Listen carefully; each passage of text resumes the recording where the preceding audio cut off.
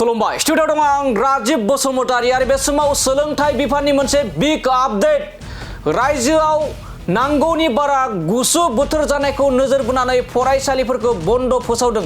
गाबोननिफ्राय थामहिनबा 31 डिसेम्बरनिफ्राय लानानै फैगौ 2026 मायथाइनि जानुवारि दाननि 6 जानुवारि खालारसिम फरायसालिफोरखौ बन्द फोसावदों आरो बे बन्दखौ कामरुप मेट्र ओनसोलनि फरायसालिफोरनि थाखाय 7 सान बन्द फोसावदों रायजो सरकार सोलोंथाइ बिफाननिफ्राय। लोगोसे मख'बावदों रायजोनि माखासे जिल्लाफोरनि थासारि बोथोरनि थासारिखौ नोजोर होनानै जिल्ला बेंगिरिफोरा फरायसालिफोरखौ बन्द होनांगौ होननानै बे समाव रायजोनि सोलोंथाइ बिफाननि मन्त्रि डक्टर रनोज पेगु बिथाङा बे समाव ससियेल मिडिया लोगोसे माखासे खौरां बिजोंनि गेजेरजों फोरमायनायखौ बे समाव नुनो मोननाय जादों। बे समाव मख'नांगोन रायजोनि माखासे माननि जिल्ला थामहिनबा जोंनि बिटिसिनि सिङाव थानाय माखासे जिल्लाफोरावबो नांगौनि बारा खुवा खुनायजों लोगोसे नांगौनि बारा गुसु बोथोर जानायखौ बे समाव नुनो मोननाय जादों। बे समाव फिन फोरमायबावोदि गुसु बोथोरखौ नोजोर बोनानै आरो खुवा खुनायखौ एबा खुवा खुनाया बांद्राय जानायनि थाखाय